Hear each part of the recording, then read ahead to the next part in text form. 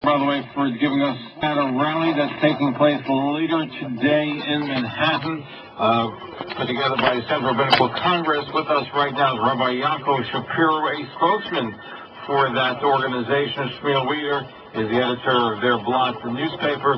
Good luck, gentlemen. Thank you for joining us. Good luck. Let me begin with Rabbi Yaakov Shapiro. Your organization is sponsoring, putting together a rally against the Israeli draft that's taking place later in Manhattan. So who's behind the rally? What's it all about? What's going on? What's on the agenda?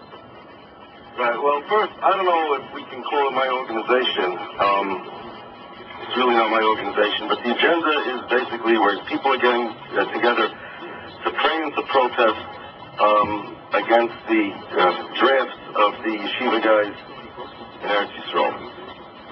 But you're the spokesman. You're not a sophomore person just said, but you're representing the Central Rabbinical Congress of the United States and Canada, which is the organizer of the rally. I'm not a sophomore. Remember, he said, Rabbi Vida said Yitzvach, and I said Yitzvach when he greeted us. Okay, whatever way you say it. But I'm just saying, but you are, as the media spokesman, you're the representative for the group that's putting together the rally. And that's correct. And what was the motivation for putting together a rally at this point in time? The motivation for putting together a rally was because of the draft. The purpose of the rally is, number one, to voice our united opinion to anybody who's willing to listen that we're against the draft. We want to, first of all, give the Bochurim who are expecting not to comply with the draft. We want them to know that we're behind them. We obviously can't expect people to put their neck on the line, the Bochurim themselves, unless if we don't do anything. So, but by the way, it's not official yet. I know they're talking about it, but it hasn't been implemented. There are still a lot of changes to be made. So aren't you jumping the gun by doing it now? No, because they're trying to do it. They want to do it. Listen, if they don't do it, then fine. But on the contrary, it's easier to stop something if it's going to be stopped before it's implemented. If all the bad Gezeirus would have been able to be protested against before they were implemented, it would be a lot easier. But it's still the It's harder to respond to.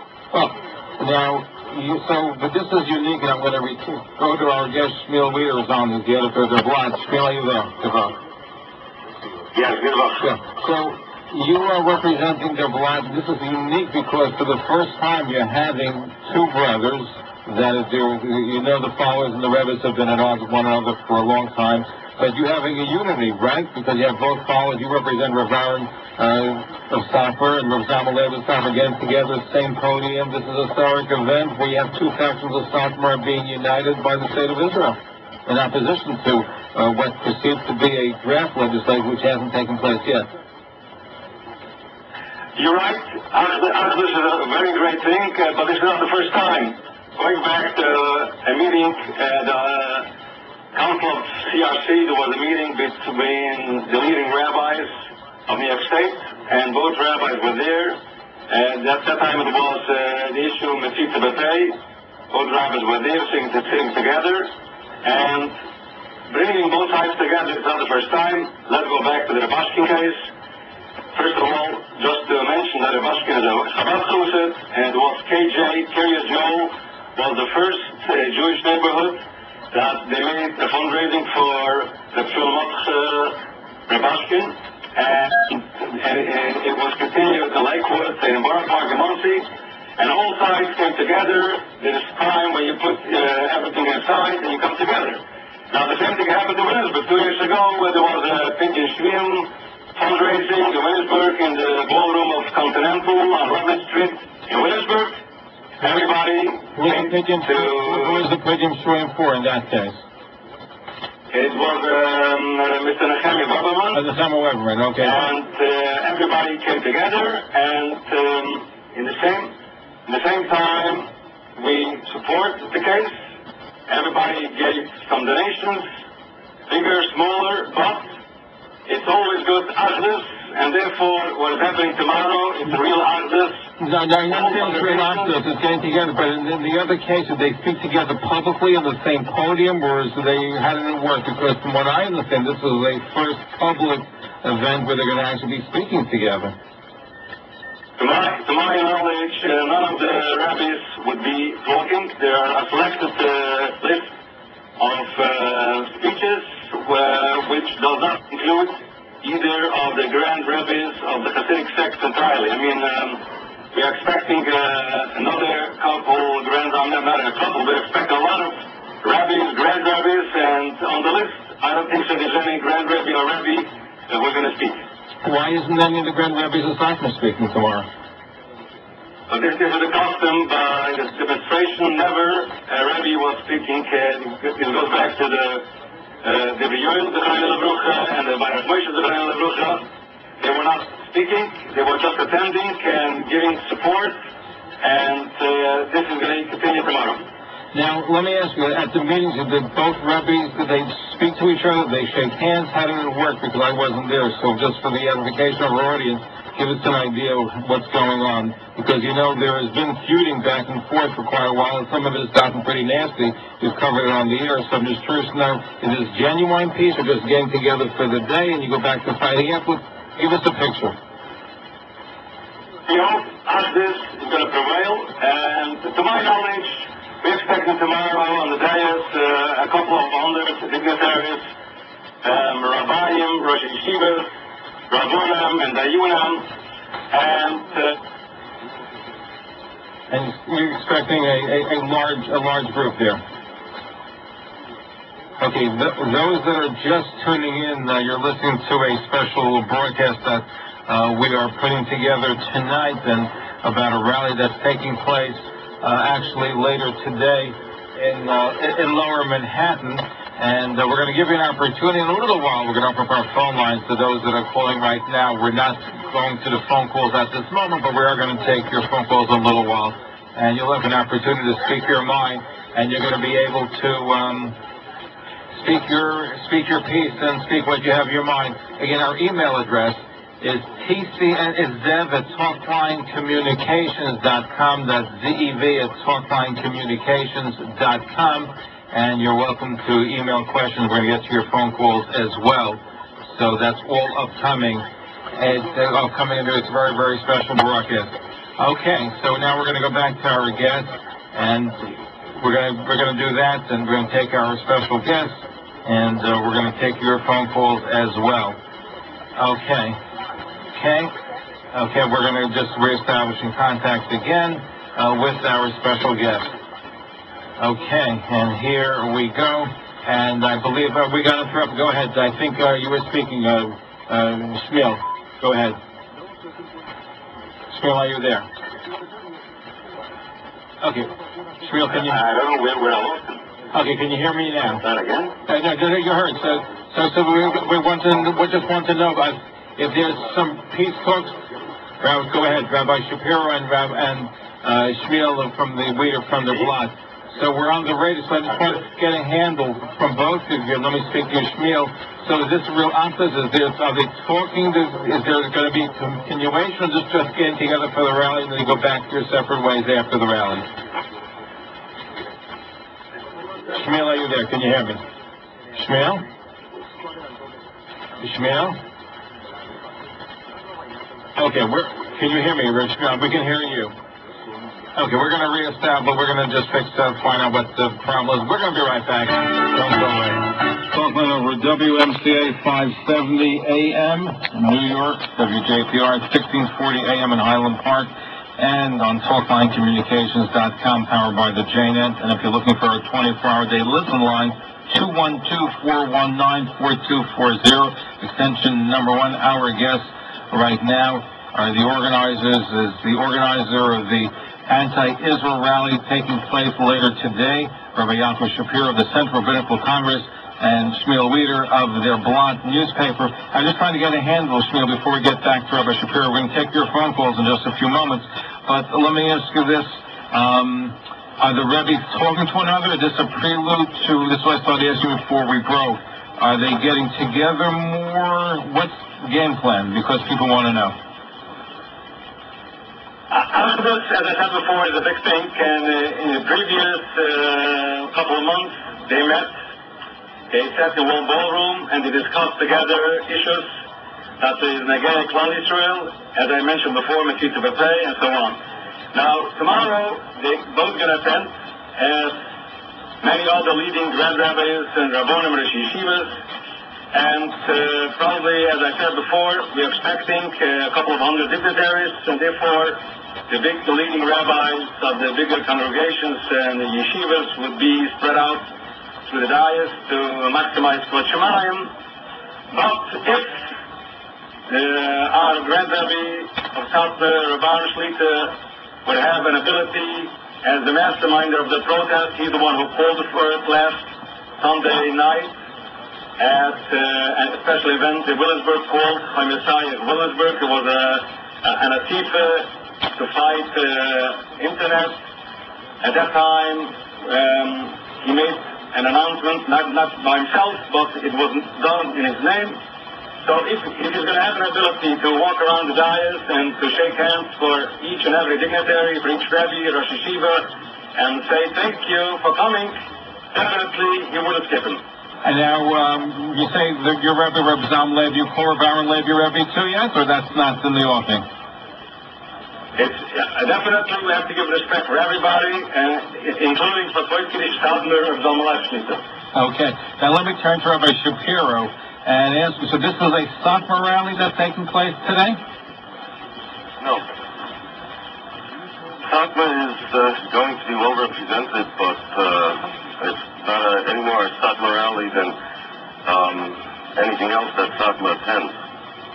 There's going to be other Hasiduses, Belz is going to be there, Bobov is going to be there, there's going to be Litvisher Yeshivas there. Satmar has the resources and the ability to organize such a thing, to do the logistics, but no, it's not a Satmar rally. And I just want to ask you a question.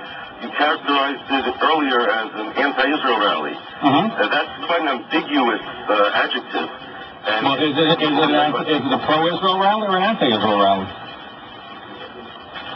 Does every rally that takes place in the world have to be pro-Israel or anti-Israel? Well, let me tell you. But your billing is, and it's not here to support solidarity. You're protesting Israel. Is that a correct assessment of what's taking place today? It depends what you mean. We're here, if the guy protests the Vietnam War of America, is it an anti-America protest? Well, listen, I'm going to read from a flyer that's posted on Field and the Sign, which is a flyer given out to sophomore school students at the United Talmudical Academy. Here's what the flyer says. I have a copy in front of me. Here's a loose translation. With the help of God, suddenly there'll be a huge protest. We're going to make fun of the Zionists because they're saying that Haredi Yeshiva students must go out and become soldiers. They're not allowed to make war with the Goyim. Holy Dr. Rebbe Tzal told that the Zionists stopped the Holy Messiah from coming. Protest song, the Derech HaTorah Nero.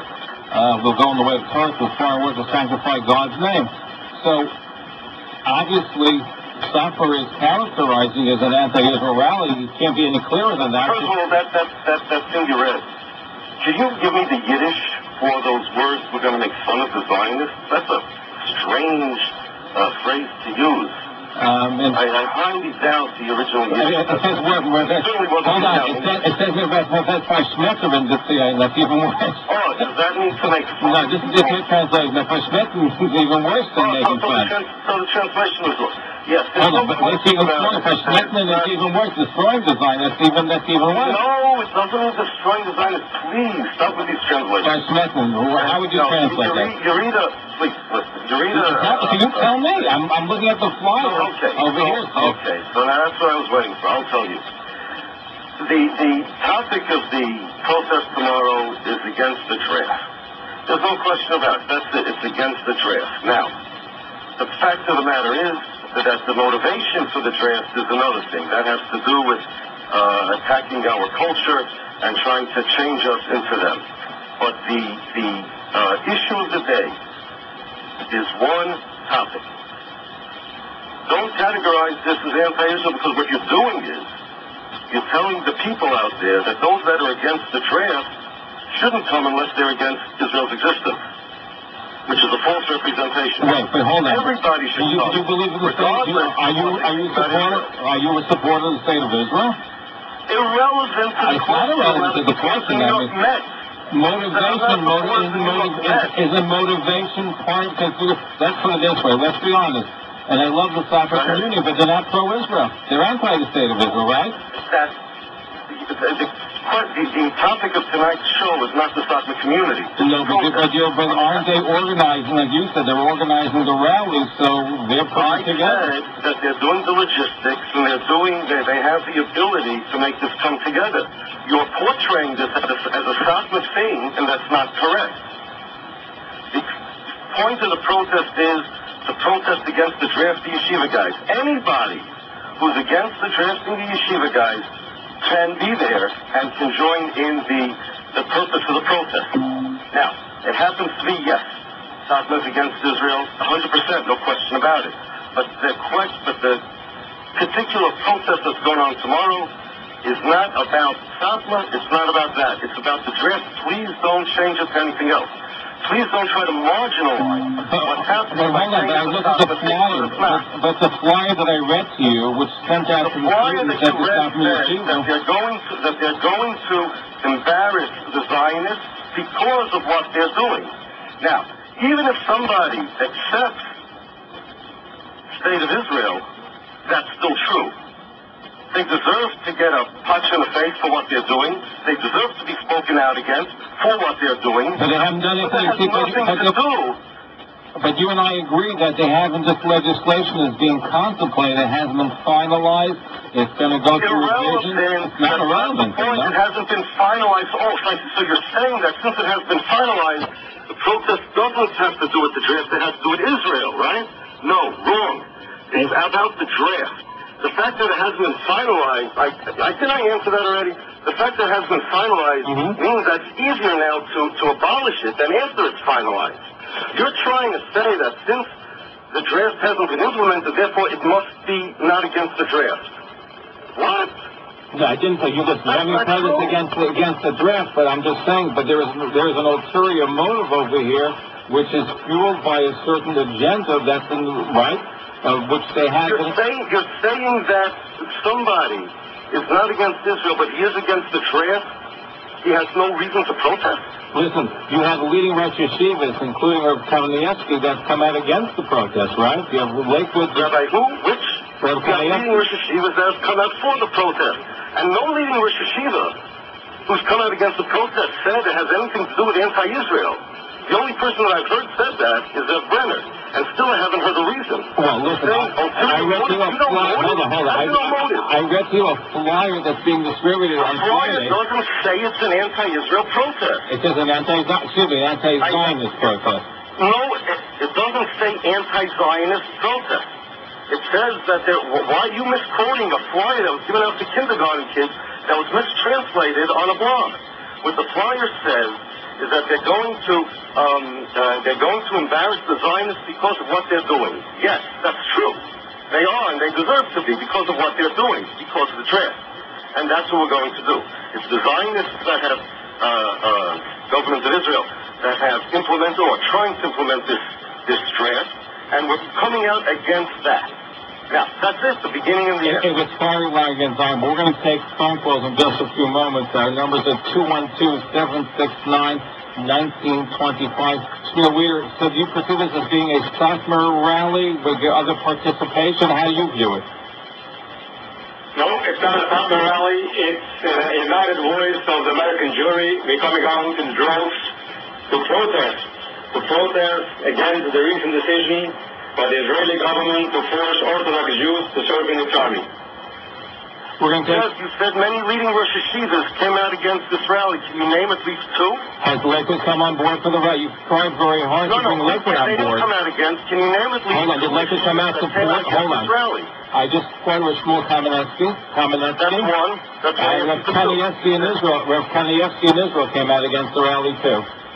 He did. First of all, he's not a Rosh Yeshiva. I asked you for two Rosh Yeshivas in America, which is what you said. He's a Gadol Hadar. Fine, I'll give him One second. He came out against it, but there's another letter that says he came out for it. Correct? Are you aware of that? I have a handwritten letter that's been emailed to me from the Yeshiva Are World you aware News. that a handwritten letter, not written by him, that somebody asked him, this is what he said, agreed. There is such a letter. I know that. But are you aware that there's another letter? Now, I have a question. There's another letter where it says that one of the participants in the rally asked him, and that he said that he's for it. Are you aware of that? Yes or no? I'm unaware of that. And by the way, according to Kamenetsky, and Shmiel Kamenetsky also quotes the Gaon, Moran HaGaon, Rav Aaron Leib Steinman's people, that demonstration shouldn't be made. Okay, so I'm throwing another name into the mix. I'm talking about this rally. Let me ask you something. Question. What was the question posed to Rav Chaim Kanievsky? There are two conflicting letters, granted, agreed. What was the question posed to Rav Chaim Kanievsky?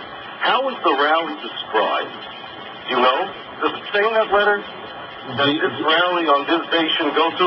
What was the question that was asked? Do you know? I'm just going by the letter that I have. I don't have the information. I wasn't in the room. Does the letter say what question was asked to Rav Chaim Kanievsky? Do you know what the question? Were you there in the room as well? I'm asking you. I'm asking you a question. Are you aware of that? I'm asking you. I'm asking. You're telling me that you know that there are two conflicting letters. You have the correct one. No, I didn't say anything about a correct one. I just asked you a question. You said that Chaim Kanievsky wrote a letter coming out against this rally. I asked you a question. Do you know the question that was asked to Chaim Kanievsky, to which he answered, no rally? Obviously, the question was posed to him about this. It was written. Oh, it was? Why is that obvious? Rav Shmuel Kamenetsky of the Rosh Yeshiva of Philadelphia wrote, after being asked by many people, I'm going to quote you from YeshivaWorld.com.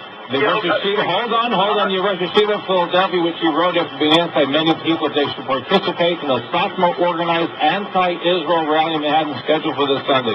In the letter of Kamenetsky says that he received a letter this morning signed by the Gadol Hador, Moran HaGaon, or Chaim Kanievsky Shlita, where he affirmed that the position of Moran HaGaon, or of Aaron Leib Steinman, that Hafganos should not be made since there is no toilets left, that the Israel people should increase their limit of Torah, Yira Shemayim, and Tefillah. Right. Okay. So now, he said Hafganos should not be made. Now let me read you a letter from Rabbi Rothflegel. I'll translate in English as I'm reading. He says that it's a big mitzvah that everybody should go to this rally that's taking place on this Sunday. And also, Rav Chaim Kanievsky said the same thing. I asked him through his son exactly what the story is, and he said that he agrees that we should do everything to make Macho's objections and chutzlaret, and this rally should happen. Now, we have a conflicting letter. Could you, Mr. Brenner, explain what the difference is between the two letters so that it's not a conflict? More, you know that these letters were written about 24 hours. You know, yes, conflicting letters, and you don't know what people have been saying, but I'm just telling you, Shmuel Kamenetsky was asked that, and let me ask you a question. Hold on. Let me ask you a question before we break. You've been trying to get Lakewood Yeshiva on board. Were you successful getting the Lakewood Yeshiva on board of the demonstration today? Yes or no? Were you successful? Hold on. Were you successful in getting on board? His participatory in the rally today? No, that question is irrelevant. That's not a relevant question. That's a relevant question. Because the discussion is, you said people have come out again. So if I've asked you to name two, you have not been able to. Gave me a letter. The fact that somebody doesn't want to participate doesn't mean he's against something. There are plenty of reasons that people don't want to participate. Quoted and he said no, don't participate. Again, no, he said no. Shmuel Kamenetsky, he said no. Right, to all rallies, no rallies are good. He asked specifically about this rally, and he said no to this rally and any other rally, including this rally. Listen to me. Number one, the Shmuel Kamenetsky said no to all rallies. Including that he was asked specifically about this one, he said no to this and no to any. Understood. He's the only one that has come out like that. You said many Rosh Yeshivas, he's it. That's it. Now, as far as other Rosh Yeshivas have come out for it. Big deal. Is this the first issue that you're aware of, that there are differences of opinion between Rosh Yeshiva? Of course, they're always... Is it? But if somebody from Holland, but if you ask a Rosh Yeshiva, like Lakewood, and you ask them to participate, and they don't, isn't that speaking volumes too? No, it depends why you're not participating. At the end of the day, are they participating? Yes or no? About anything. Well, that's how you do it, but I'll tell you what. We're going to let the Hamon the people listen No. Don't let them anything, please. Bear with me. I'm going to explain to you the difference between the two letters of Chaim Kanievsky. Okay? Okay, the letter that you're holding. Okay. The letter that you're reading. The letter that you're reading, the letter that you're holding, says Hafganah is a bear. The letter that I'm reading, the letter that I'm holding, says Machos are good. You know the difference between a Machor and a Hafganah? Do you know what Hafganah means in Israel? You're talking about the demonstrations that they've had. Yeah, do you know what happens in that demonstrations in Israel? Do you know what happens in demonstrations? Do you think that we're going to be burning garbage cans? Do you think that we're going to be conflicting with the police? No, none of that is happening. Of course those Hafganahs are bad. And if you had to Chaim Kanievsky to make Hafganahs, especially, do you know that the last Hafganah somebody wrote stuff, put up posters that he wrote bad things about Rav Steinman? Do you know that they dropped a garbage can or something on police? Of course that's bad. I understand that. So Chaim Kanievsky saying don't do that. That has nothing to do with what we're doing over here. We're making a machor, not a Hafganah. There's a big difference. Now, I'm sure that one of the blogs, when they translate it, they won't know the difference, but there's a very big difference.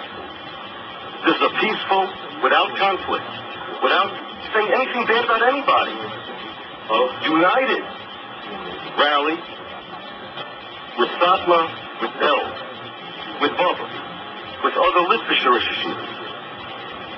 Nobody's going to be conflicting on any police. This is not what they call in Israel. No, it's not going to be a violent demonstration. Nobody even has the thought over here that it's going to be a violent demonstration. Not going to be. It's not going to be anything like any of the Hafganah that took place in Israel about this. It's not going to be like any of those. And that's the answer between the contradiction of the letters of Chaim. One says Hafganah, the other says Machor. There's a very big difference. And we believe that what we're doing, we're planning a Machor, not a Hafganah. And I'll give you very strong evidence that the difference I'm saying is true. The letter that you're holding, as I said, doesn't say anything about the question that was posed to Chaim. The question about demonstration, and you find complete. When we come back, we'll tackle that point. Our guest, and you're here, we're going to take your phone calls when we come back and have you chime in as well, is representing the Central Rabbinical Congress organizer of an anti-Israel draft rally taking place in Manhattan, and referring to Rabbi Yaakov Shapiro, the spokesman. Shmiel Wieder is the editor of their Blatt newspaper. When we come back, your phone calls at 212-769-1925. You want to email us, zv@talklinecommunications.com. We're going to be right back. Don't...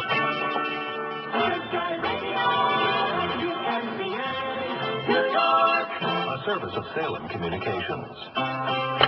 We have with us Rabbi Yaakov Shapiro, the Central Rabbinical Congress, the spokesman for the anti-Israel draft rally taking place. Shmiel Wieder, the editor of their Blatt, and we're going to take your phone calls right now. Let's go to Long Island. Jeff in Long Island, you have a question for our guest. Go ahead, Jeff in Long Island. I wanted to know, I think it's a well-known fact that the state of Israel has been supporting the yeshivas practically since its inception with a lot of money. So Rabbi Shapiro is saying that they're protesting against the draft. And I think that it should be, they should show a little gratitude to the state of Israel for giving so much money to the yeshivas and not protest against them like the way that they're doing. And you gentlemen want to tackle that? Yeah, sure. Two things. First, regardless of what they've done in the past, what they're doing now, what they're going to do in the future, the fact of the matter is that the draft is a bad thing, it's a terrible thing, and therefore we have a right to protest it. The United States of America has done very wonderful things for very many people, but certain times they do things that people protest, and it's not a contradiction to anything else. However, I do want to say this. We know that the state of Israel was founded on the idea of normalizing the Jewish people. In fact, more important than having a state, a territorial solution to what they called the Jewish problem was the normalization of the Jewish people, the elimination of the Golas Jew and replacing him with the New Hebrew. And they've been trying for not 60 years since the beginning of Medina, but even before that, for about 100 years, but certainly since the beginning of the Medina, to change us into them. The Chaim Brisker said that the Zionists don't want to Shema Jews in order to make a Medina. They want to make a Medina in order to Shema the Jews. They don't want to Shema the Jews. Anyway, thank you for your phone call. Wait, hold. Okay, I'm going to continue, yeah. Okay, and so we have a machlokes. Okay, I have a machlokes. Shema Reb Chaim says yes. So you don't say racist is Chalta de Gula, but let me, by the way, hold on, we have to move a little faster pace because we have a lot of people. And let me add, by the way, that Bubba is not participating in the rally. Just want to make that clear. Wait. Well, and therefore, the fish doesn't owe gratitude to the fisherman for giving him a worm. We know why they're supporting these shivas. Why they're supporting these shivas? That's part of the process is that they're... Because they want control over these shivas. That's not why that's part of the electoral problem. We have elected officials from Shas and the Aguda. We have part of this thing. You can call me Zev. Now, by the way, Matzav.com is reporting... I disagree. Okay, fine. You absolutely disagree with me. I know you disagree. We're coming from different points of view. I might add, by the way, that there's Matzav.com is posting a letter from the sons of Moran Reb Chaim Kaniyev to confirm his opposition to the protest. So you can say that... I must remind you that that's the exact same letter that you read before. And if you would have seen the letter, you see you're talking about the same letter twice. Two people posted it. The letter of Moran, the sons of Moran Reb Chaim are confirming the letter that you read before, and I agree, there's nothing to confirm it. Yes, Reb Chaim did write that, everybody agrees. The question is it applicable to our situation? Okay, let's take some phone. Let's Yossi Brock in Brooklyn. Yossi has been very patiently waiting. Yossi, you have a question for our guests, so go ahead, please. But Sky's boring. Yossi. Yossi, quick question. We have a lot of people waiting to come on. Okay, Zev, thank you very much for giving me the opportunity tonight. With gratitude as president of the Blatt, I would like to applaud and honor of Shmiel Wieder for being the first one to write about this problem in our weekly newspaper, The Blatt. And from that day on, he never stopped. To his credit, over 100,000 people will show up tomorrow's demonstration. It'll be, a huge Kiddush Hashem. And credit is given when credit is due. Okay, so you're saying be a Kiddush Hashem, but many of our listeners are going to say it's going to be a Silush. I just want you to know. I'm not done yet, Zev. Okay, go ahead, make your point. I'd also like to thank Itzel Glick, director for Plaza for his courageous decision last Wednesday afternoon to join with all of his rabbinical members tomorrow's demonstration. And Zev, let me tell you one thing to all my Shapiro. It smells the coffee. You ever heard this expression? It smells like a dog, it walks like a dog, eats like a dog. It's Satmar, it's a Satmar demonstration whether he likes it or not, and it is anti-Israel, including the draft. Okay, you're Rabbi Shapiro, you hear it directly. A member of the board of the Blatt, a member of the community. What you're trying to say about it, if it looks like a duck and walks like a duck, it is a duck. That's what you're saying. Okay, Rabbi Shapiro. So he's saying this is a Satmar rally. That's getting other people involved, which is what we've been saying all along. Define Satmar rally, please. Organized by the Satmar community, both factions, including Shmiel Vida. That's not the issue. And they're the ones, it's a Satmar rally that they're getting other people involved with. Nobody disagrees with that. If that's how you want to define it, I know that they're organizing it. I said they are. However, the motivation for coming there, the reasons that people have to come there are equally valid. The reasons are equally strong, whether you're Satmar or not. If you're against the draft, you belong there. And yes, Satmar's against it. There's no question about it. And the people that are going to be there, the Litvish of this, they're probably against Israel too, I would imagine. I mean... Well, you're anti-Israel. That's Jews, but that's not the topic. But you're changing your topic, because originally you said it's anti-Jewish, and I said they're anti-Israel, but okay. No, that's not true. Don't, please. You just said right now they're probably anti-Israel. The people probably are. But the protest is not. The topic is not the existence of Israel. The topic is the draft. The people probably are. I said it then and I'll say it now. You're saying the people are going to be coming out to be anti-Israel primarily, is what you're saying? Probably are. Okay. Not probably 101%. Let me make it very clear to you. So this is an anti-Israel rally, is what you're saying? But let me finish. These are the people, Vayoram Moshe Emes, V'Terusa Emes. These are the people who have been doing it for the last 60 years, came out in New York City, demonstrating where there was Natiach HaMaisim, where was all the problems we had with Israel. Now it's the draft. But it is an anti-Israel, which this whole demonstration was created by the Baidi Shalita in Satmar. And Shmiel Wieder, as the editor of the Blatt, he brought his first problem out in the newspaper. And to his credit, the 100,000 people or more will show up tomorrow is because the Blatt was the first one to be aware of this problem, and it's taking the Torah, and the people are coming are the ones who believe in Vayoram Moshe and in Agila Valatmida. No ifs and buts about it. Yossi, thank you for clarifying and making clear what the purpose of the rally is today. Thank you. Good luck. Go ahead, Shmiel. Hello. Go ahead, This Shmiel. issue, I'm clarifying and making clear. When I said it, it's just somebody saying it. He's clarifying and making clear. Yeah, he's saying that you've said it's an No, what is anti-draft rally. clarifying? He's disagreeing with me. That's clarifying. So what he says is comes to your Senate. Thank you. Okay. And by the way, this is Shmiel Wieder. I'd like to say on this issue, Let's Shmiel go. I do agree with Rabbi Shapiro, and I disagree with Yossi Brenner. Okay, let's see what everybody else has to say. Let's go to Lakewood, New Jersey. Thank you for waiting. Lakewood, New Jersey. I believe it's Usher in Lakewood. You have a question or comment for our guest. Go ahead. Usher, are you there from Lakewood? If not, we'll go to Dina in Manhattan. Okay, Dina in Manhattan.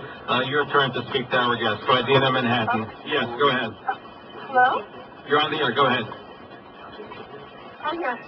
Oh, hi. Yes, I just wanted to say, I'm just really so upset.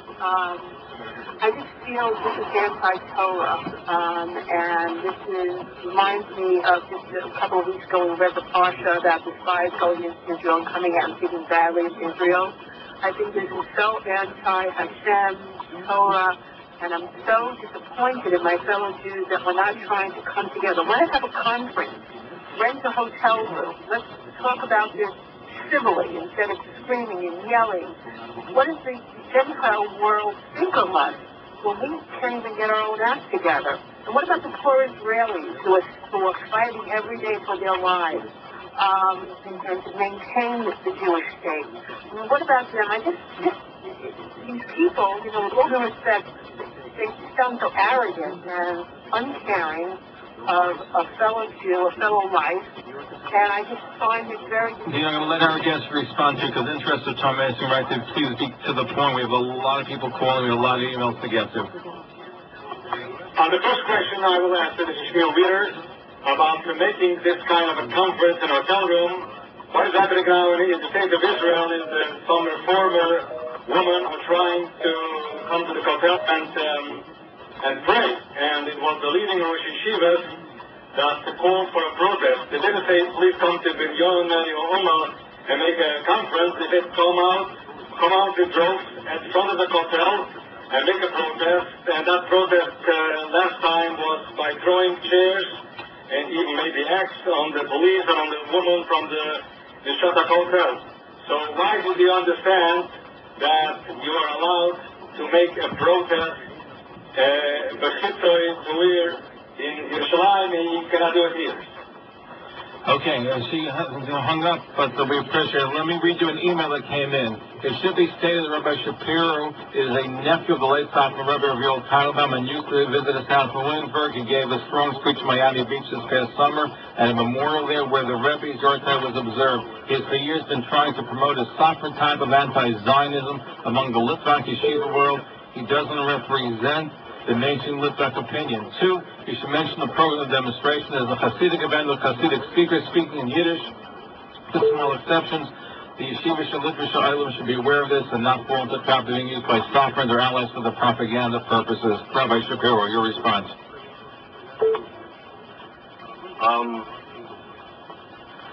I'm a grandnephew of the Sutton Rebbe through his wife.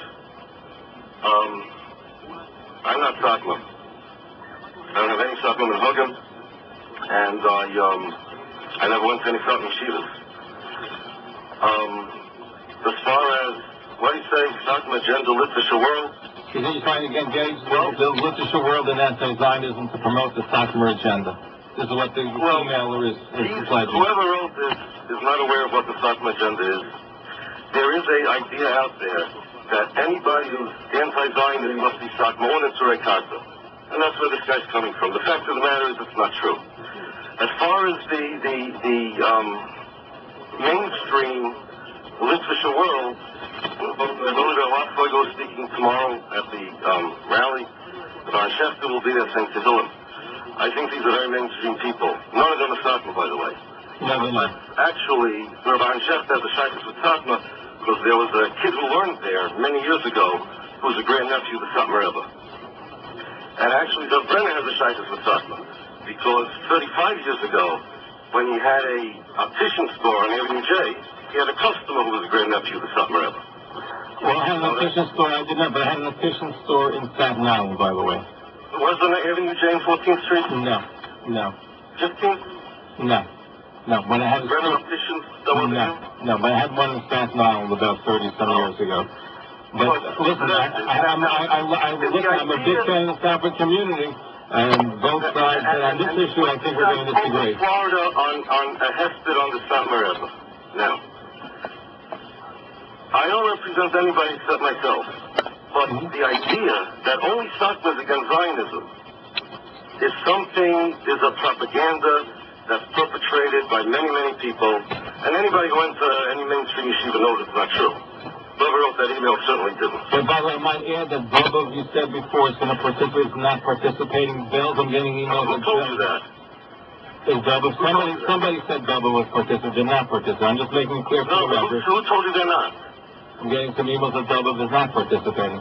Who? Were you getting emails? So you're telling me officially Bubba and Bells are officially participating? Bells, there's two Bubbas. Do you know which Bubbas you got an email from? And you're getting emails. Hold on. So I'm asking you, hold on. So you tell me, are both Bubbas participating in your rally? No, here's the thing. Yeah, my information over here, which I get from the organizers of the rally, is that Bells and at least one Bubba is participating. Now, you get an email that says no, and suddenly it becomes fact. Hold on. Okay. So you're telling me one Bubba is and one Bubba is not. Did the Bubba ever send you that email? I'm asking you a question. Did both Bubba participate? One is not. Is Bells participating? I have Bells listening to the not. Yes. Bells is participating. Okay, fine. So that's why I'm asking you the question. You're telling me Bells is participating? No, you got an email that somebody... I'm asking you a question. You're trying to twist things around. Lakewood is participating, and then you can announce that. Is Lakewood... But you tell me Lakewood is... You tried getting Lakewood, but you failed in getting Lakewood to participate. No, Zev. You failed in that. If I send you an email that Lakewood's participating, then you'll say it is. You know what? You're trying to twist the fact that you tried very hard to get Lakewood to participate, and you didn't get them on board. Your organization tried. What's the difference that you made? It's your organization tried. And let's get Where are you getting your information from? Is Lakewood participating? You met with Lakewood. You met with the Lakewood. You said, are they participating? Yes or no in the rally? No. Are they? Hello? Okay, let's take some more phone calls, and let's see if we can get some other people here and what they have to say. Let's go to Dovey in Long Beach, New York. Dovey in Long Beach, New York. Are you there, Dovey in Long Beach? Dovey? Yes, Dovey. You have a question for our guest? Yes, please. I'm a bunker here, and I'm just letting you know from the Yeshiva Shalom, I'm in a pretty big yeshiva. Now, I don't know as far as the politics aspect of it. I just know one thing. There's nobody in the yeshiva world, as far as all my friends, are going to this rally, or if they're not going to try, thinking of this rally as an anti-Israel rally. Now, the people that are running the rally couldn't be there after Israel, but under this rally from all different sections of High Israel, everybody's just coming for one reason, so I feel, is for anti the draft. Okay, so are you going to the rally? Are you going to the rally with members of your yeshiva tomorrow? My yeshiva is not going to the rally, no. Okay. Are you going to the rally? I'm not. I have to follow what my yeshiva does. Okay. I just want one thing. That means Sarah Hasidim, they have their abundance, they have their rabbis they follow, and they have their things they do. Now, just because we come together doesn't mean all of a sudden we all agree to everything they say and do. We have our Messiah, they have their Messiah. But to this one thing is this publicized. They were just going against the rally by drafting Yeshiva Bussum. I don't understand how they ever got blown up proportion. I have hundreds of Bussum, that we're all on this together. But it's after the draft. It's not anti-Israel, not Israel. That means if the Simon Hasidim are organizing, that means also all the hundreds of thousands of people out there, that's what they're advertising, they're anti-Israel. Well, that's what's being portrayed, is that they're organizing the rally, so they have an agenda which is broader. You have some that participate that maybe just answer the draft, but certainly they're the ones that are putting it together. I appreciate your phone call, and we're going to take a break, and when we come back, we continue our conversation. We'll take your phone calls at 212-769-1925, 212-769-1925. You want to email us, it's zev@talklinecommunications.com.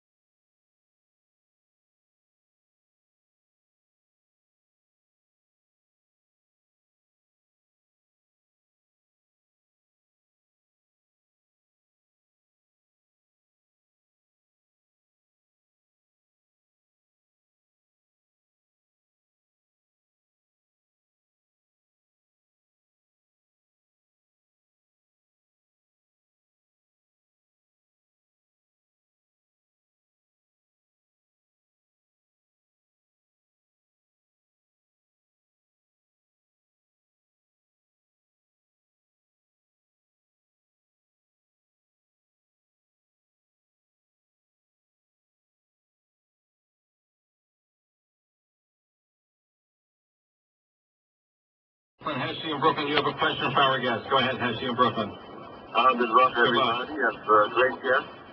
I wanted to say that how come they don't draft the Arabs? You know, they're talking about fair treatment. They don't draft the Arabs, but yet they trust the Arabs in the Knesset as well as the Supreme Court. And there's that one Canadian too who's a judge in the Supreme Court. Why is that? First of all, there's some Arabs, there's some Arabs that do serve in the Army, and there's talking about also more national service. And we didn't talk about the gist of what the debate is in Israel is not just drafting the Army, it's also talking about national service, and that's something which is the part of the debate in Israel. No, they're cutting the age right now. They're doing big salaries, yet they won't cut the Arabs. That's their sacred cut. They give the jobs, they give them $100 million. They give them all that money. But the poor little from here, he has to suffer. He has to suffer. Well, listen, this issue has not been adjudicated. It's going through the procedures right now. So, in a way, this is premature because we don't know how it's all going to turn out at the end because there's still a lot of discussion back and forth. The debating it has not been finalized in law. I wanted to tell Rabbi Shapiro what he has to do is tell the Israeli government that half of $3 billion is come from America to go to the yeshivas because we Orthodox Jews vote for the politicians that support Israel. The secular all voted for Obama, but we religious Jews, we're the ones that the reason Israel gets $3 billion a year. Half of it belongs to the yeshivas. There's no question. There's no question about it. Israel is one of those countries that the other way. Doctor for themselves. Israel lives off American money. They don't want that the Haredim should be schnorrers. They're the biggest schnorrer country in the entire world. They went survive 3 weeks without the United States of American money. Never, you're right, 100%. It's like unbelievable. So, anyway, thank you for your call. We're going to move on. Let's go to Lakewood, New Jersey. We have Westgate, New Jersey. You have a question for our guest. Go ahead, please. Go ahead, please. You're on the air. Yeah, I just wanted to, I'm a buffer learning in DMG. Okay. So you kept mentioning that Lakewood's not going to the rally against the draft, but I just want to say that's not true at all. Me and hundreds of my friends are going, and we're not going because we're against Israel. I'm definitely not against Israel. My sister's going to birthright this summer. The only reason we're going is because of the I know that if I was in Israel, a buffer learning in Israel, and I would be forced to go to the army, I would not want to have to go.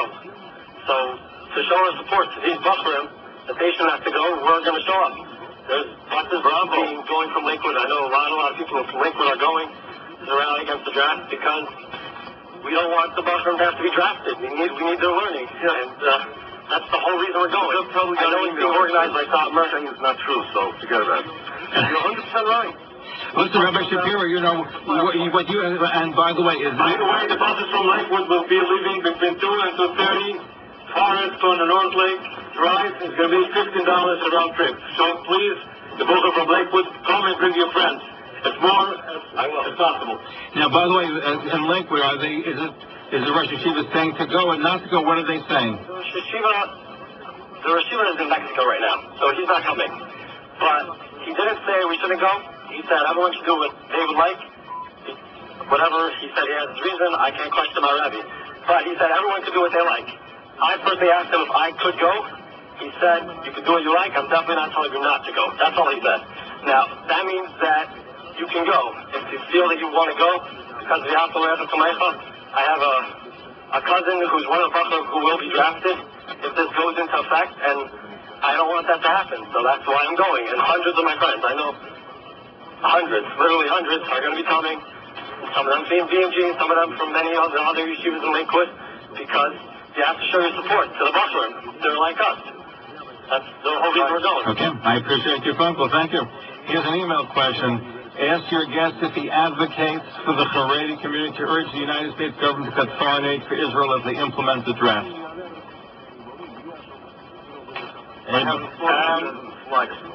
I'm sorry?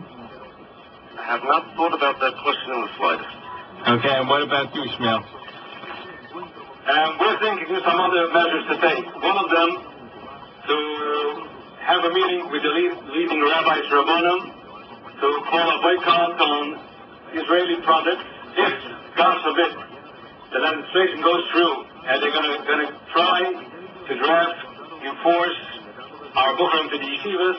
We're gonna talk to the rabbis. We're gonna discuss it. They're gonna discuss it, and it's a possibility. It's a possibility that if they're gonna put our yeshiva Bukhari in jail by refusing to be drafted in the army, a boycott could be called out on all Israeli products. Second of all, it's a possibility. It belongs for the Rabbonim Yeshivas to discuss. We could call for a ban to travel to Israel for 1 year or 2 years till they're going to retract their plan. But nothing is assured. It's a possibility. So we will not sit still. We're going to do everything in our capability to help out our brothers in Israel. They shouldn't be drafted in the Israeli army. You're listening to Talkline over WMCA 570 AM, WJPR 1640 AM in Highland Park and Edison, New Jersey, online, talklinecommunications.com, and our 24-hour day listen line, 212-419-4213, extension number 1. Okay, let's go to Leah in Barbara. Leah's been very patiently waiting. Leah and BP, your question for our guest. Go ahead, Leah and BP. Hello? Yes, go ahead. You have a question? I'm sorry, go ahead. You have a question for our guest. Yes, you have the wrong name, but that's okay. Go ahead. Frankly, this is very embarrassing for those people that are speaking out, especially you two guests. I cannot believe some of the things that are saying. Firstly, the fact is Israel could survive without $3 billion. That's a known fact, and it's been a known fact for the past 20 years. The economy is doing very well, and frankly, the more he shouts, the more he talks loudly, doesn't necessarily make it right. Secondly, there is not one American politician that would say that we should stop giving Israeli aid if this thing went through. I can't think of any politician, especially in the Senate, that would say, you know what, we're not going to give Israel $2 billion or $3 billion. And thirdly, the reason why they're giving the money, $3 billion, most of it goes directly into military product and military service, and the fact is that if a lot of it went to Yeshiva Bochum, then Israeli military power would diminish in Israel.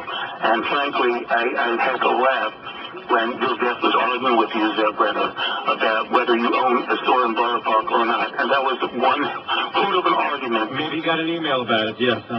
I mean, that was the most ridiculous argument, and it makes as much sense. And he's right about that in the same way that he's right about all the other things he said. I mean, and frankly, there is precedent for Bukhum going to the front lines hundreds of years ago, Bukhum going to the front lines and learning with the soldiers when they didn't want to fight or didn't want to join the military. So I would ask your guest if he would allow Yeshiva Bukhum going to the front to learn with their military comrades. Not to fight, but to learn on the front lines. Would that be okay with him? Anybody want to tackle that? What purpose would that serve? What purpose would that serve? There would be serving, and at the same time, there would be learning on the front lines. Why would not be effective morally? Learning on the front lines serve? I'm not learning on the front lines. There would be physics for the people in the military. It was done years ago. Okay, it was done years ago in the Plaza Army. In certain areas, it was done. So I'm asking you, if it was physics for the soldiers, you complain about the morality. You complain about the morality of the soldiers and the morality of what is going on in the military. Would he? Excuse me? I'm not sure I understand. Why was this done? They took a guy with a Gemara and just put him on the front lines with no gun, no nothing? Would you want? First of all, it wasn't many people did not necessarily not know nothing. There are many people in the military that are big grounded. What are you talking about? I have cousins in the military. They know how to learn as well as anyone in yeshiva. What are you talking about? And secondly, there would be one at a time. Let it go. Go ahead. Okay, now you can respond. So you finish what he has to say. Now you can respond. I'm not sure I understand the question. What you're asking is, would we take guys with Gemaras and just take them out of exhibition, put them on the front line, not give them a gun? That's not your question. Just let them sit and learn in a dangerous place in the front line? For what? They would be learning with their comrades in arms. They would be learning with soldiers when there was no fighting, or they were on guard duty, or whatever it was, whatever they were whatever the soldiers were doing. We want them not to learn, we want them to go into the army. No, our guys are not going into the army. So in other words, If you have a nephew who knows how to learn, he's on the front line, probably he has a friend also that doesn't know how to learn. So why don't they learn each together? Why do you need to pull out somebody from the yeshiva to go to the front line? Or your nephew just the only one who knows how to learn? because there are certain people that don't learn as much at the front line. These people would be a physic. It was done hundreds of years ago. These people would be a physic to those people that don't learn, those people that do learn a little bit, and those people that learn a lot. These people would be a physic, and also their mind would be on the learning, and at times, whether it was a brief break, whether it was in war or not in war, these people would be learning. You know as well as I do that in the Israeli army, there are people learning whether they're on duty or off duty. There are times that they learn. So even when there is no fighting, or even when there is fighting, there have been many people that have gone with Gemaras, they have gone with the Chumashim, they have gone with their Mishnayos, and they have learned on the front line. So I'm asking you, could they do what they did years ago? There's precedent for this in Klal Yisrael. They did this years ago. Many Talmidei Chachamim that learned on the front line as a physic to those people that were fighting. Anyway, you made your point on that, very much, but you made your point. We're going to move on. We have a lot. Thank you. Raised a good point. Let's go to Leah and BP, very patiently waiting. Leah and BP, your question or comment. Go ahead, Leah and Borough Park. Yes, with all due respect to you, Zev, I listen to you many times and I call you many times. Usually you call a guest and you let him speak on the topic, pro, against, whatever side there are two guests, and you let the people call up and say they're for what he's saying or against what he's saying. Here you seem to be putting, every time it comes to Israel, you seem to be putting your own personal thing. I know you're a Zionist and you have every right to be whatever you want to be, but are you, and I wanted to ask you something else, are you against or for drafting our yeshiva Bufrim into the army? Well, first of all, the fact that you're able to call in and we invited our guests on the program, we have all different perspectives on the air. Right. Rabbi Shapiro is a little combative. Right, and Rabbi Shapiro is being a little combative tonight, and I'm being combative in response. With all due respect, we have a Kol Mavasta that a lot of... Hold on, one at a time. Let Leah speak. Go ahead, Leah. Yes, we have a Kol Mavasta that announces the news, the Yiddish news for people that maybe don't listen to the radio or don't have internet or whatever it is, and people call up. It said that buzzers and bells and Klausenberg and Sattler and this one and that. So you start sidetracking them. Is this buzzer coming? Is the other buzzer coming? Is that Sattler? Do you think they're going to speak after? This is not a topic about if the two Sattlers are going to speak, if the two buzzers are going to sit next to each other, if the two Klausenbergs are going to look at each other. This is a matter of drafting our yeshiva boys. That's the whole kingdom of Klal Yisrael, is the yeshiva boys learning in a yeshiva. Are you for it or against it? Why can't you answer that question? Listen, right now they're in the Nefesh Haredi, and I've actually been in the Israeli army when I've given out Shalachmanot Purim time, and I've come across Haredim in the army that serve there. And you want to know something? If those Buffalo want to serve, they should be allowed to.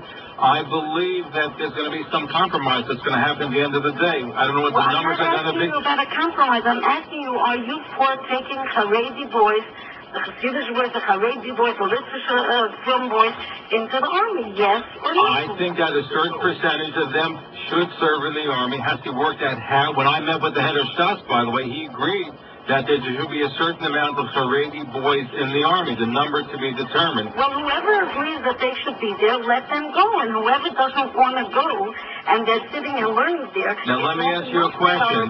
What would be so bad? That agree to go. And by the way, I don't think that it's wrong to have, if a bunker is 22, 23, which is part of the process, if they want to do some sort of national service helping out in the communities, what's so bad if they help out in the communities? I want to tell you something. If you're talking about Satmar all night, or both Satmars, this Satmar, three Satmars, two Satmars, whatever it is, I want to tell you something. Just looking at Satmar, I hear that the Satmar people do not take money from the government. So if anybody could say anything at any time, they should be able to say anything, because they're not taking any of the help from the government, not for the yeshivas, not for the girls' schools and things. So really, you cannot demand for them to be drafted before you take everybody else who's taking money from them. So, and second of all, I just wanted to say that Komavasa just reported, I was listening to Komavasa, and they said Bells and Bobbitt and Sassma and Klosenberg and a whole bunch of other ones all are endorsing the thing. And this is not just,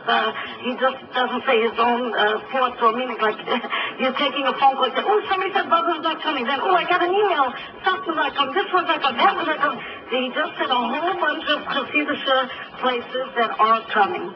No question, a whole bunch are coming. And by the way, Stockberg, from the very beginning, both, we said at the beginning of the program that they both are coming. You were trying to sidestep everything, say, are the rebels going to talk to each other? This has nothing well, that's a legitimate question. This has to do with their getting together about something that's very important, that they're both against it. But Leah, you will admit, though, that as far as the draft is concerned... I know the ratings, this sounds very exciting. No, but you know, but that's part of the process, because it took the state of Israel to get them together on this particular issue. So every bad thing sometimes has to... The system of faith brought them together. Rabashka brought them together. So please stop with this argument. But the state of Israel certainly brought them together in this particular issue. Both camels are together. Okay. Point out Zev's false statements. You're being combative. You aren't being combative tonight? Zev, we already told you that this is not the first time they got together. Why are you insisting it is? I didn't say the first time right now. I said to this, the fact Israel... That is false. The fact is that it's the state that today's rally, you're going to have both them participating because of the fact that, together, how often they get together? You gave me two examples. No. You said the state of Israel... Brought them together. The state of Israel to get them together. That is not true. And we told you it's not true. Yeah, but Bloomberg is not the state of Israel. It's Mayor Bloomberg. And it's the health department of the New York City. Okay, let's take some more phone calls. I believe Moshe from Borough Park has been very patiently waiting. Moshe, is that you, Moshe in BP? Hold on, I think it's Moshe in Borough Park. So let's see if it's Moshe. Go ahead. Your question or comment. Go ahead, please. Oh, yes. Good evening. You stole my thunder a little bit, Leah, but my question to Rabbi Shapiro and Rabbi Wieder. If the state of Israel decides tonight that they will not draft boys from Sapphire or people that don't take money from the government, they do not have to join the army. People that don't take money don't have to go into the army. Will they call off the protest? No. The protest is not against drafting Satma people. It's drafting any yeshiva guys. So you want to this is to show them that, hey, the Rebbe was right. The Rebbe was right, and that's what the protest is about.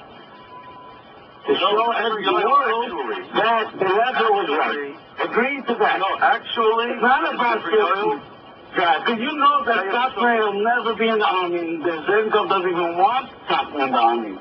There will be a compromise. It's about money. They are going to tell at the end of the day, people who don't take money from the government will not have to go to the army. That's what it's all about. They want to get How do you know that? Healthcare. How do you know that? They want, that's what it's about. They don't want trade in the army. You know that. You don't listen to Rabbi Shapiro what he said about the brisker roof. If you will be listening to him, they're going to try to demoralize each and every Haredi Jew. Sattler, Belt, Kufa, Australia. No difference. How are they going to try to demoralize them?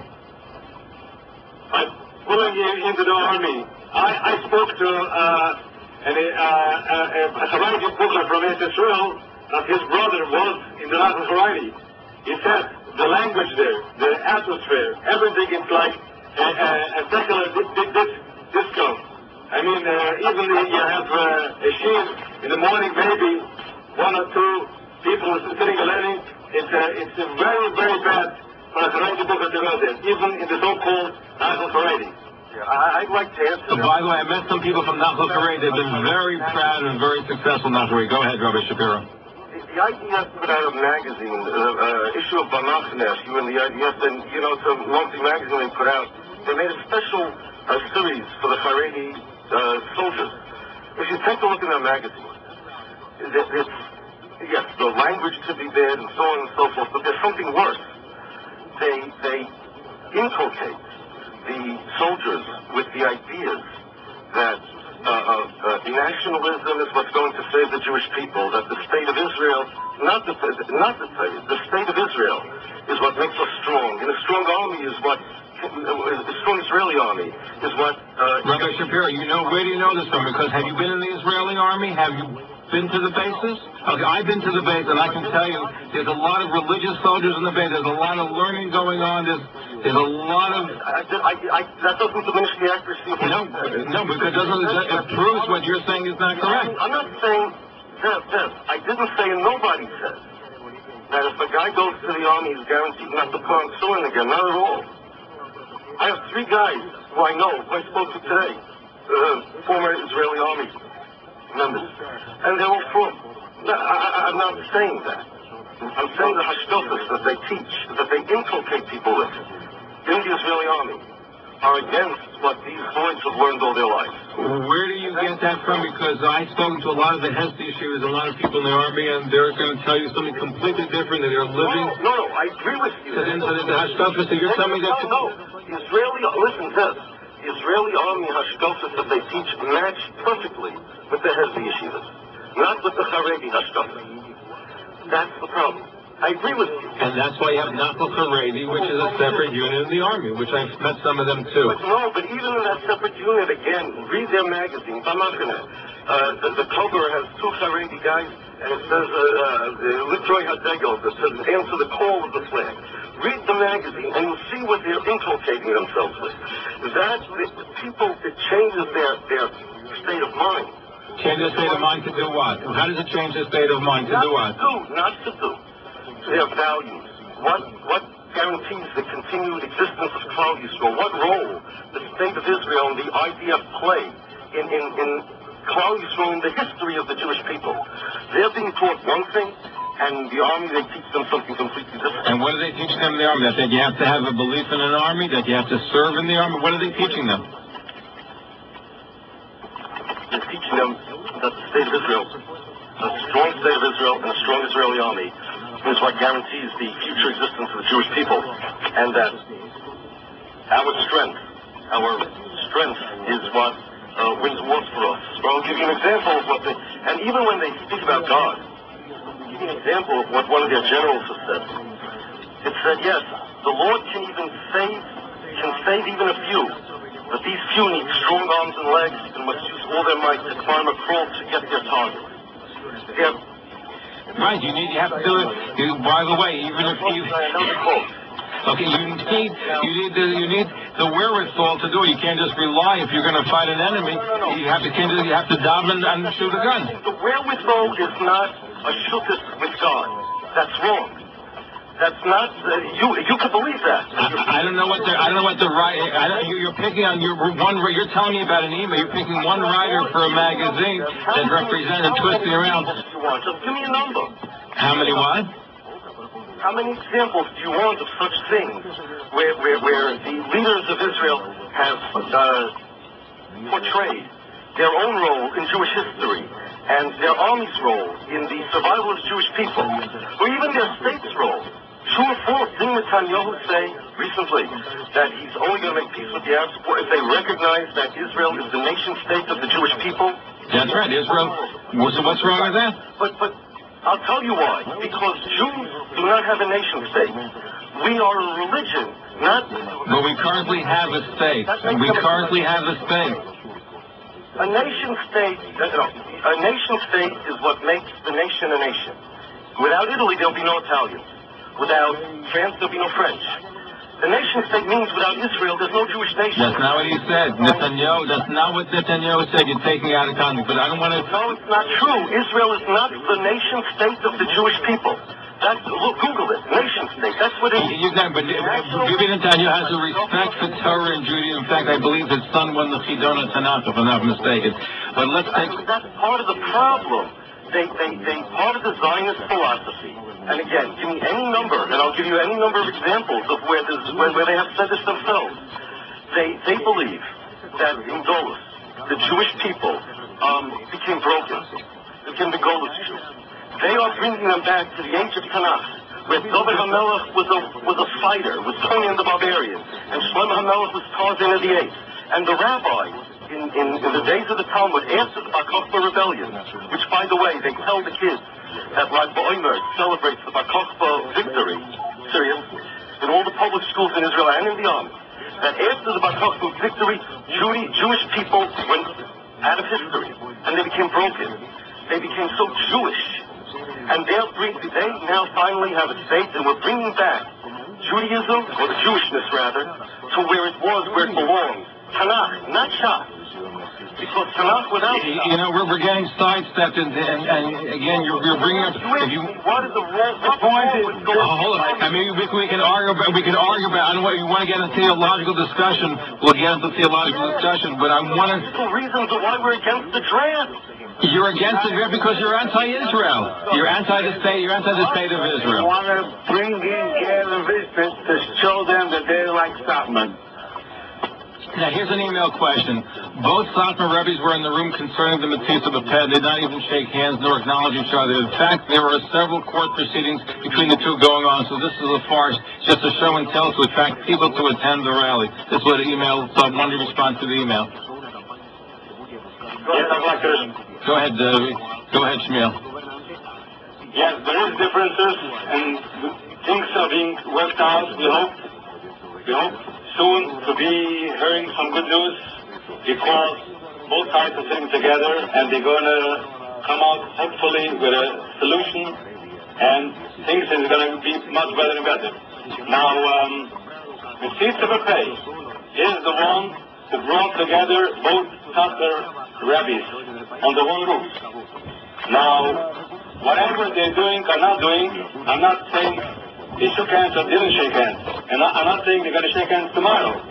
Tomorrow we're going to see a couple of 100 dignitaries, other dayas, from all congregations, yeshiva, not all, but from many, many congregations and yeshivas, and they're going to come out in force to protest the plan to draft our Bukharam into the yeshivas. Here's another question. You said before about if the draft does take place, about what should be the response here. They want to know if, would you also hook up with the folks in America that are anti-divestment? And what about Haredi products? Would that be boycotting Israel? That's an email question coming in as well. I'm not ashamed to answer you. I don't know what is anti-divestment. What is that? There's a group in the United States of people that want to divest. They want to buy any Israeli products. They want America and different countries to divest from buying products from the land of Israel. So that's what the divestment. If it's going to be done by the rabbis, if it's going to be the solution, probably it wouldn't go together with them. It's going to be a separate brand. But it's up to the rabbis. And whatever they're going to tell us, we're going to listen. And basically speaking, that you would be boycotting, you'd be looking, if the rabbis say you can foresee being a boycott, is what you said before, correct? Okay. We are taking your phone call, our final stretch, and when we come back, we're looking at a rally, an anti-Israel rally that's scheduled for later today. Our guest is Rabbi Yaakov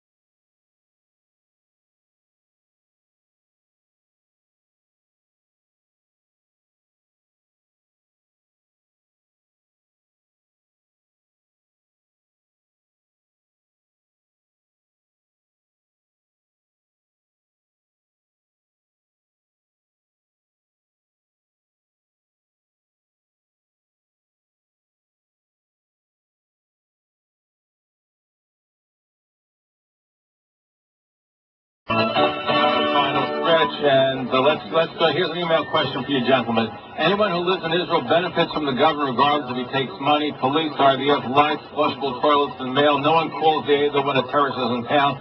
So to say they don't need the service because they don't take any money is a bad argument. You want to thank our gentlemen? Okay. Yes, there's a lot of our people living in the state of Israel before the state was established. Now, the state was established against their will. They were living in peace before the state of Israel even was established. And unfortunately... When you say you were living in peace before... Hold on. You said that they were living in a state of peace. You mean there was no killing of Jews by Arabs before 1948? There was no pogrom in 1929 in Zev Brenner or anything like that? There was pogrom, but only after an instigation of the Zionist people in Israel. No, they were not killing Jews. Okay, go ahead. In the mid-1800s, Zionism started, not 1948. The 1930s, the Haganah already existed, the Balfour Declaration in 1917. I suggest you read a book called Jerusalem 1913 by a woman, Amy Doxter Marcus. She won a Pulitzer Prize for it. It describes that the year when the Arabs... Okay, go ahead.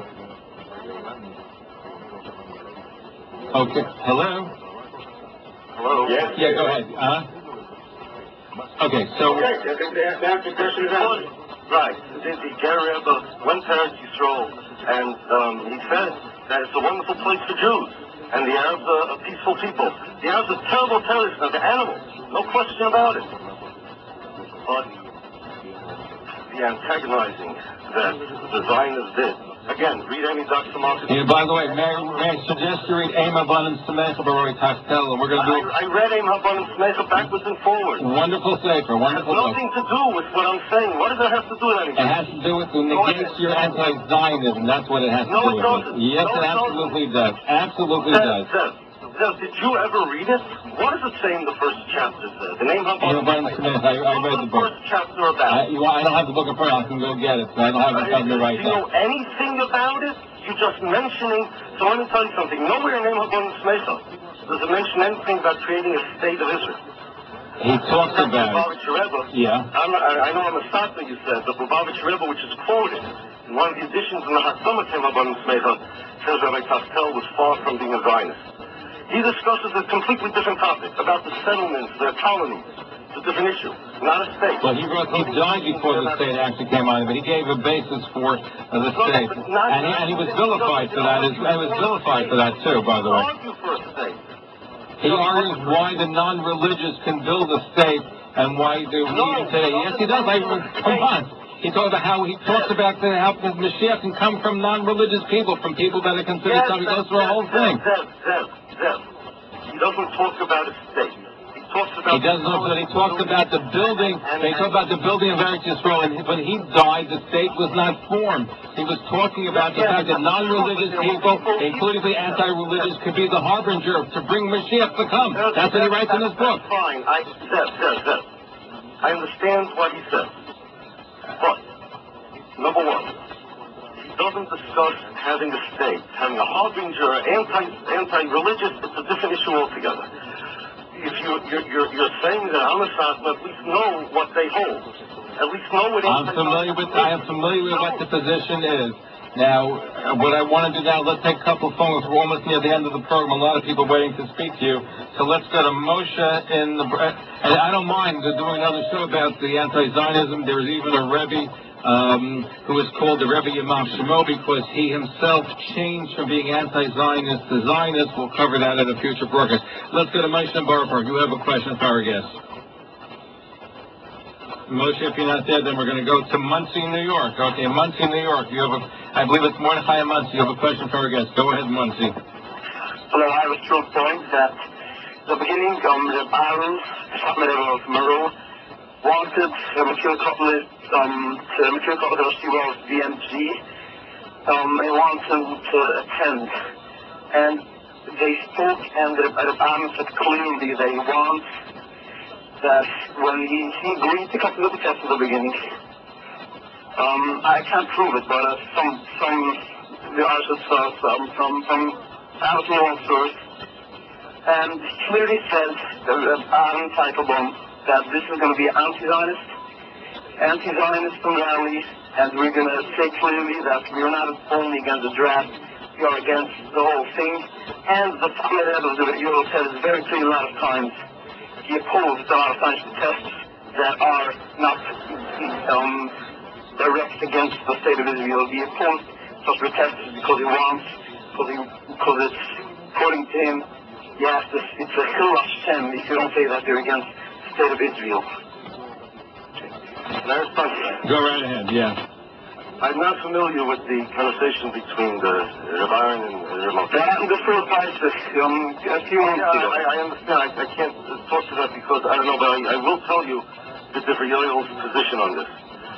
Yes, it's true that he says that you need to mention at these rallies that nobody should think that because you're protesting the event, be it the pool in Jerusalem, be it the drafting of women, be it now the drafting of men, you cannot give the impression that you're for the state of Israel and that you're only against the Xeris, because that would indeed be a Chil Hashem.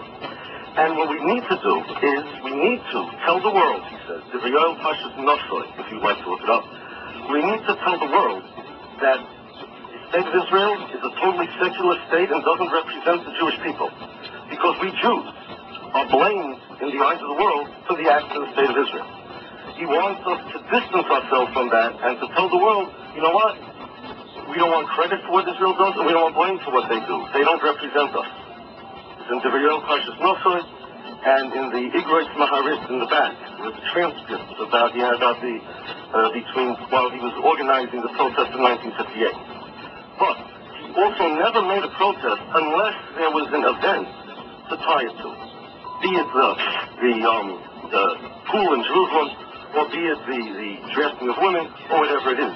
They never had, Plaza never made randomly an anti-Israel rally. Of course he was anti-Israel. Fine, wonderful. I agree with him.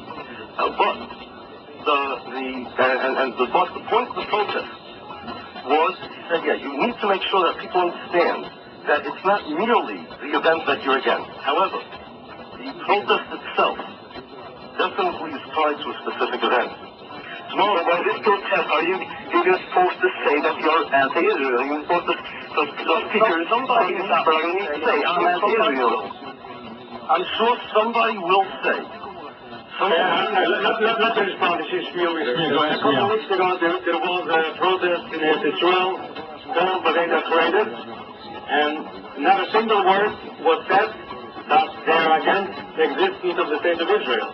Now, the Israelis are the leading rabbis of the Satmar Shitta, and they understand as much or more than Moshe from Moshe what to say at a protest or not. Not a single word was said about the state of Israel. They were just... I decided to disagree with certain things with the video also, okay, in the earlier years. I know, but that's what I'm saying. No. I tried it. We needed something like that. I tried it. And if you want to do it, none of our leading rabbis ever came out saying that arthritis went away from the Divrei. Now, you cannot say that. At least you have one rabbi with you that would put in writing saying that the arthritis left the ways of the Divrei. Now, there was a protest a couple weeks ago, and I will repeat it. Not a single word was said against the state of Israel, and not a single word was said against the religious party in the Knesset Amir. Simple, it was... So let me get clarification. Shmiel and Rabbi Shapiro, let me get clarification. So tomorrow's rally, which is today's rally, is there going to be an anti-Israel speech made as well? Is that part of what's going to happen today? No, it's not part of the agenda. If somebody mentions something, I don't know, I have no idea. But it is not on the agenda. It is not part of the purpose of the rally in the slightest. If somebody asks me, I'm the spokesman. If somebody asks me, I'm going to tell them, just like I told you, that it's against the draft. If somebody asks subsequent to that, one of the newscasters or something or whoever, well, are you people against Israel? Do you believe the state of Israel is trying to shmad them, so on and so forth? I will answer truthfully that yes, we are. But this rally, as you heard from that kid from Lakewood that called, anybody that's against the draft has equal purpose and equal reason to be there. Here's an email question. Please don't allow the Soccer side to stipulate to you that they don't take money from the state of Israel. They absolutely do. What they're not taking is funding for the yeshivas. Individuals and families are taking money just like everyone else. So they shouldn't act as if they're not taking any money. And if they don't want to participate in the draft, they should not be given that money. That's what Yankee writes. Okay, Yankee's entitled to his opinion. If somebody takes privately money, you cannot prove it. But if the yeshivas are loudly rejecting money, it's a Kiddush Hashem, and this is the way Rabbi Dever teaches us, and this is the way the Baruch Moshe teaches us, and this is the way the present Rabbi Rabban Shlita teaches us, and we're going to stick to it. There are two reasons not to take money from Israel, according to the Dever. Number one, there's a mystical thing about a person's character, a person's essence is tied to his money. But number two, much simpler, that we don't want to be bound to them. Very simple. We don't want to be bound to them. We want to be independent. We don't want them to control us. We don't want them to have any control over us. Here's an email question. Are you saying that this is a rally against Nachal Haredi that Rosh Steinman endorses? Please let him answer clearly. The answer is it's a rally against the draft. Period. The draft, not anything else. The draft. So the answer is no. It's against the draft. Let's go to another phone call. Let's go to Yankee, I believe, in Brooklyn. You've been waiting very patiently. Your question, we're almost running out of time. Your question for our guest. You're on the air. Okay, if you're not there with your question, let's move on to the next caller. Your quick question or comment for our guest. Go ahead, please. Yes, your question. Go ahead, please. Williamsburg, go ahead. If you don't have a question, we're going to go to the next one. 30 seconds. You're on the air? Okay, let's go to the next caller. Okay. You're on the air with a question for our guest. Go ahead, please. Okay, let's go to our next caller. Your question for our guest. Go ahead, please. Yes, you're on the... Yes, go ahead. Yankee, go ahead. Yeah, hi. I'm calling from Brooklyn. Zev.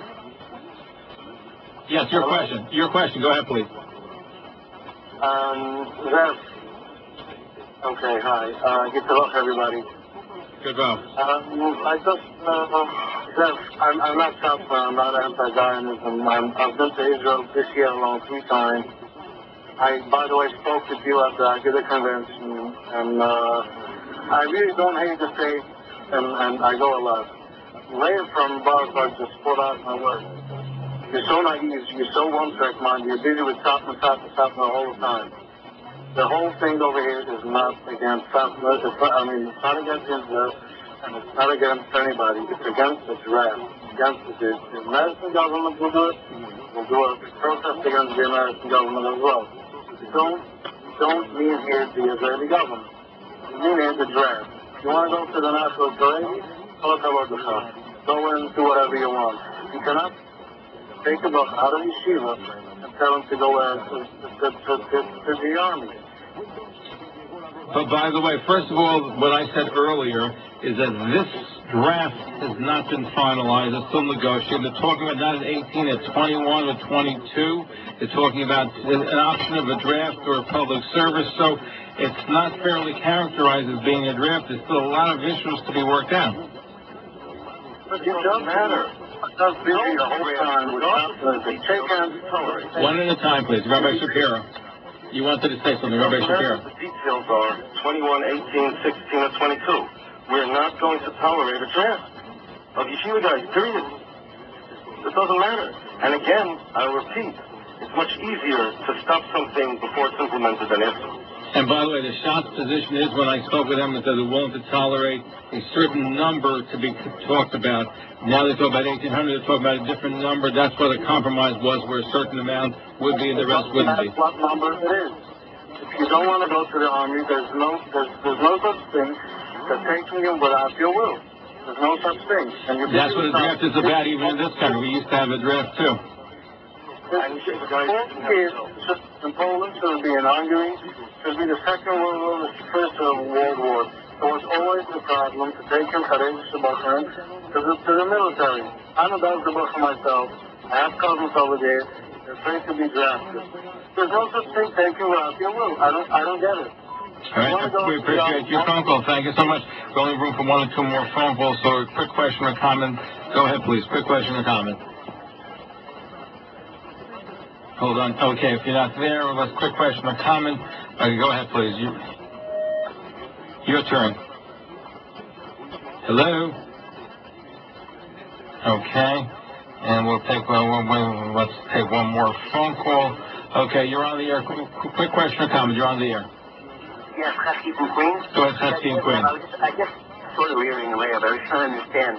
Even though it could be that the people will find this outlet, but in this particular situation, they keep repeating again and again that they have an interest in Haredi Bochum not being drafted. So that's something that clearly does not specifically apply only to Satmar.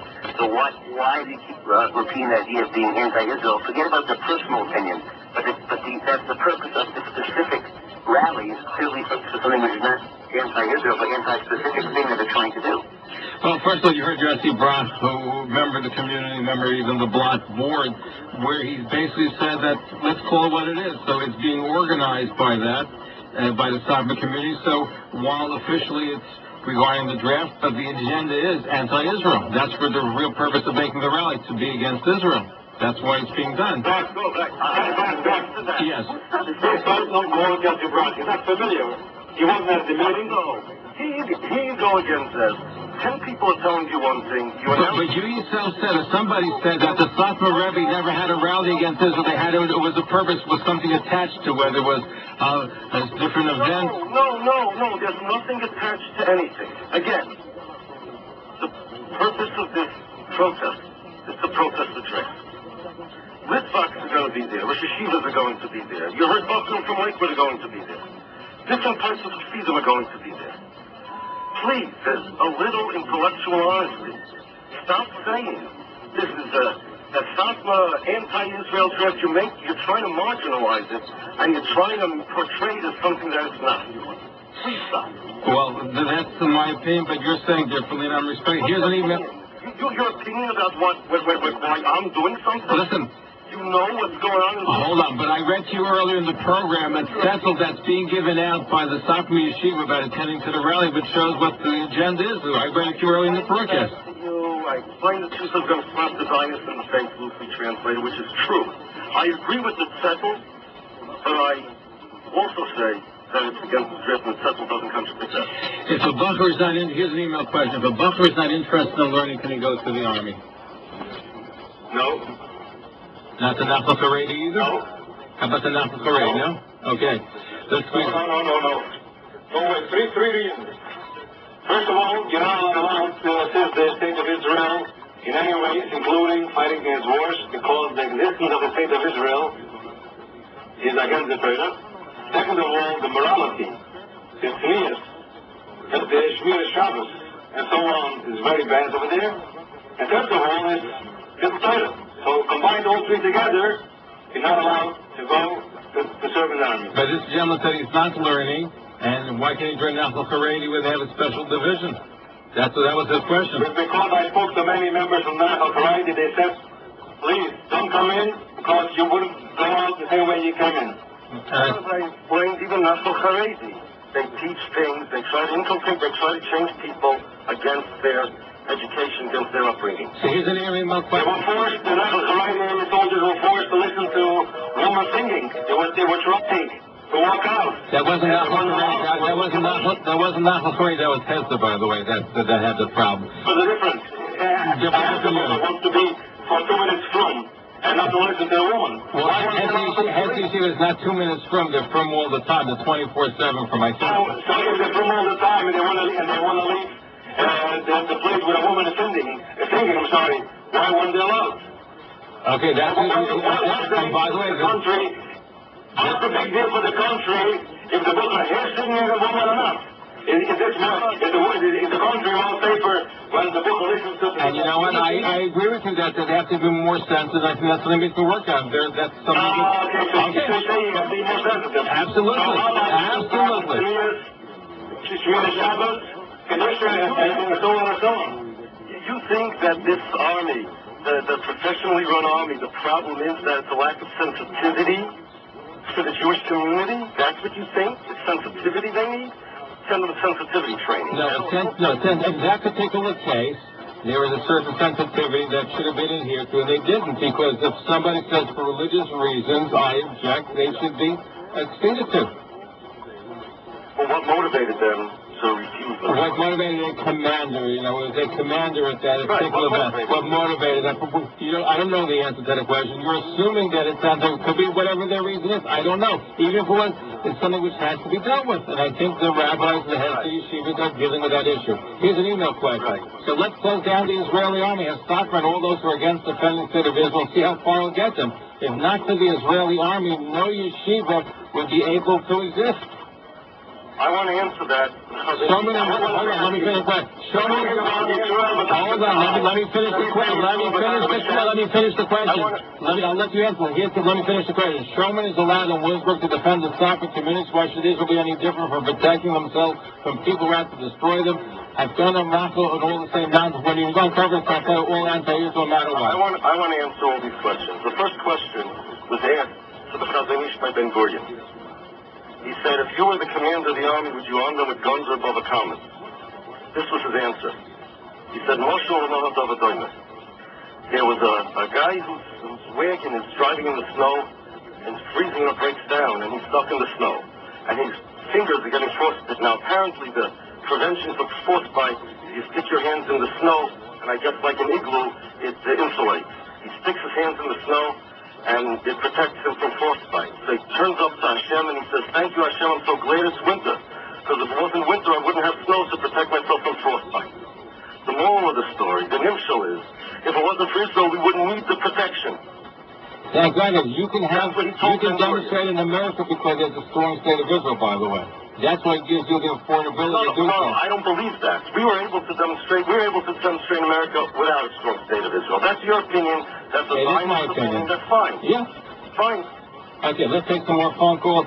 We are almost out of time. We were going to present another segment. We're going to try to go. Let's go to Brooklyn, and your question, go ahead. I believe Maishi in Brooklyn, your question covers it. Good luck. Your question. Okay, hi, I'm on the line? Yes, you are. Yes, go ask your question. If now we're going to move on to why do you say without the army will not be yeshivas in Israel? That's not what I said. I said was without the state of Israel, we would have a harder time in this country to hold our head high and have demonstrations such as the one that's taking place. It's the fact that there's a strong Israel that affords us the opportunity here in this country that we could raise our heads high and we're proud with. Could you explain that? Why? What does it have to do with Israel? Can you explain that, please? Because Israel is a haven for the Jewish people. The fact that there's a strong Israel to protect us. No, that's not true. What is to protect us? I'm a Jew. I'm in America. Tell me that, and you know what I think about the state of Israel. You're telling me that the reason I hold my head high is because of Israel? The average Jew, you may be a bad example of that because you have a different opinion regarding this. But the average Jew is able to hold their head high in this country because of the strong Israel. That's part of the problem, Zev. That's part of the problem. That to a Zionist, the reason why they hold their head high, proud as a Jew, is because of Israel. To me, and the people who are going to be there tomorrow, I hold myself high, my head high as a Jew because I'm a Jew. That's part of the problem, and that's part of why the indoctrination in the army is problematic. It's not indoctrination. You can get it without the army. By the way, because you can look at it, and you're going to disagree with me, but it's not. I believe it's not the assault of the Gul, but we're the Amsagul, as the Rosh Yeshiva Kurt Kohanim told me the other time.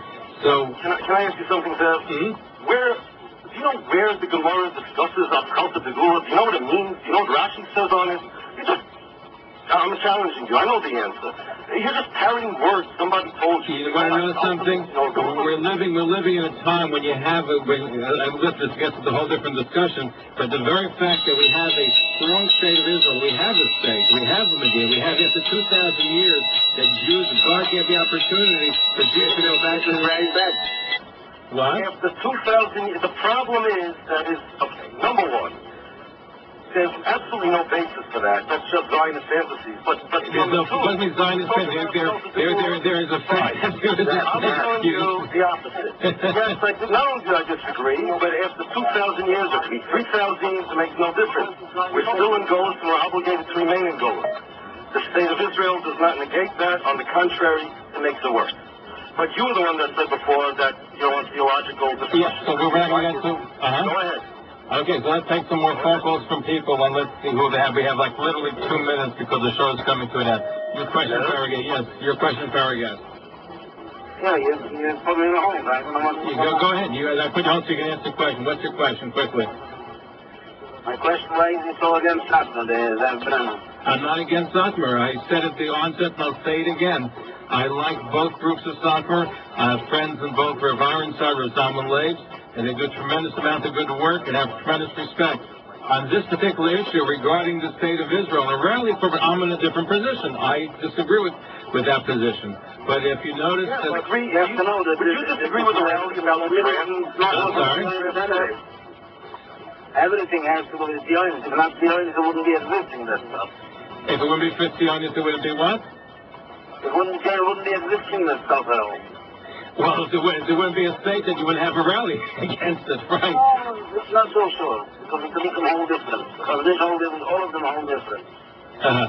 Anyway, we're out of time, so let me just thank our guests because...